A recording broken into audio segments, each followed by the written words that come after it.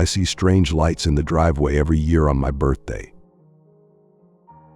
Marty, this is all about focus. Think about Alice. Keep driving. Eyes on the road. The hitchhikers will step out eventually. They always do. Just don't look back at them. Don't ever look back. Don't think, just drive. I have a lot of love for my parents, having the generosity to take Alice and me in after her leukemia relapsed, but damn do they live far from civilization. I've been enjoying the countryside more than I anticipated. That being said, they could stand to spend some taxpayer dollars on a few more Walgreens locations. Feels like I've been driving all night, must almost be morning by now. They have to be worried sick. Alice may actually be physically sick without her anti-nausea meds. I shook my head side to side in a mix of disbelief and self-flagellating shame. Took a left turn when I should have taken a right, a downright boneheaded mistake. The price for overworking myself, but I mean, what other option do I have? Chemotherapy ain't exactly cheap. For a moment I forgot where I was and what I was doing. Accidentally looked in my rearview mirror at the 5 hitchhikers in the back seats. Silent and staring forward with dead and empty eyes at nothing in particular. Furiously, my eyes snapped forward, not wanting to linger too long on them. Wasn't sure what else I'd see. Can't be doing that on this road. Maintaining focus is key. Despite my near instantaneous reaction, I did see the new hitchhikers, but only for a moment. No surprises this time, thankfully. They wore suits like all the others, monocolored with earthy tones from head to toe. Same odd fabric, too, rough and coarse looking, almost like leather. Honestly, never seen anything like it before tonight. But I haven't ever been in a situation like this before, either. Whatever backwoods county I got myself turned around in, it likes to follow its own rules. For example, I didn't pull over to pick up these hitchhikers. Somehow they just found their way in. Or maybe I did pull over and let them in. Been so tired lately, who could even be sure? They don't say much, no matter how many questions I ask. Would love to know where I am, but I guess it isn't for them to say. My gaze again drifted, this time from the road to the car's dashboard, and I let myself see the time. Big mistake. 7:59 p.m. Nope, that ain't right. I rapidly blinked a few times, adjusted myself so I was sitting up straighter, and then looked back to the clock again. Now, it didn't show any time at all. I blinked once more, this time for longer. Not sure how long I was blinking, couldn't have been longer than 10 seconds. If I close my eyes for too long, they become hard to open again. Requires a lot of energy. Anxiously, I peered back at the dashboard for a third time. 4:45 a.m. See, there we go. Now that makes sense. By the time dawn arrives, I'm sure I will have found a gas station to pull over in and ask for directions back to whatever my parents' address is. I'll figure that out later. Right now I need to focus. Funny things happen in this part of the country when you didn't focus. Sometimes, the yellow pavement markings would change colors or disappear entirely. Other times, the road itself would start to look off, black asphalt turning to muddy brownstone at a moment's notice. At first, it scared me a lot, come to think of it. Made me want to pull over and close my eyes.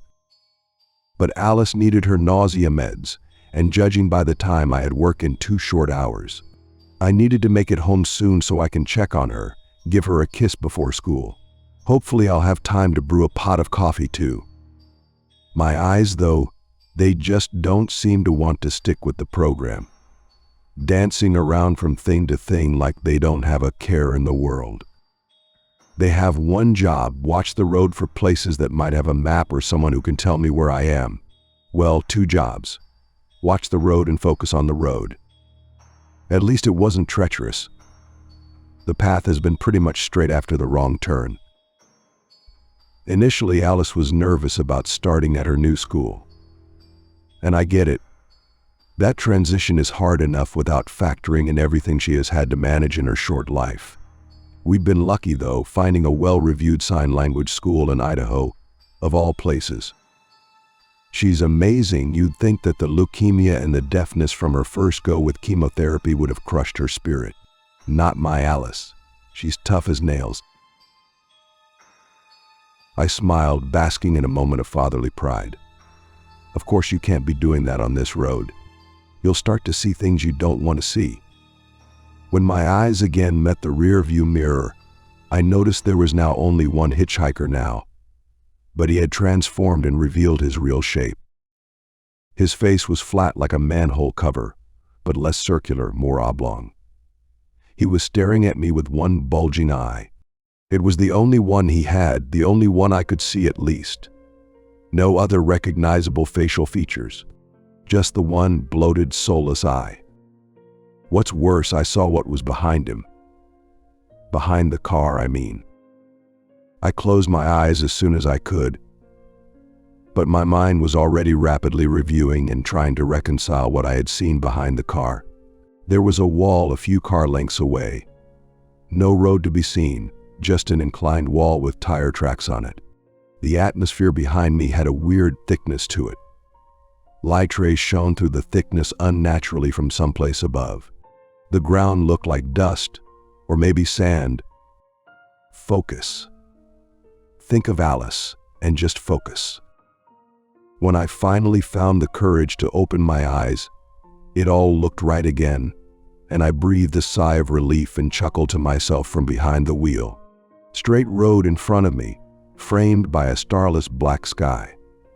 Everything in its right place, until I saw something snaking its way into my peripheral vision. The hitchhiker was now in the passenger's seat. He turned to me and leaned his body forward over the stick shift. His lips were pursed and nearly pressing against my ears, rhythmically opening and closing his mouth but making no sound. I could have sworn he was close enough to touch my ear with his lips, but I guess he wasn't because I couldn't feel it. Instead, I felt my heartbeat start to race, or I imagined what it was like to feel your heartbeat race. Why did I have to imagine?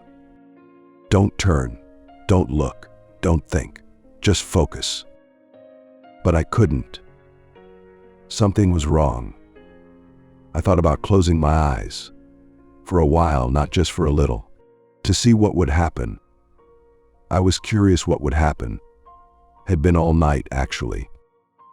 But then, like the angel she was, Alice's visage appeared on the horizon. She was standing at her second-story window in my parents' home, watching and waiting for me to return from this long night. I wasn't getting closer for some reason, but she wasn't getting any further away either. She was far, but even at that distance I could see her doing something in the window. When I squinted, it looked like maybe she was waving. Alice was waving at me. Alice could see me. This must mean that I'm close. Just keep your eyes on the road. Focus. Every night around 8 p.m. Alice would stand and watch the road from her bedroom on the second story of her grandparents' home. What she was waiting for didn't happen as often anymore, but her birthday was a week away. The phenomenon seemed to be more frequent around her birthday. As the clock ticked into 8:03 p.m., she saw a familiar sight.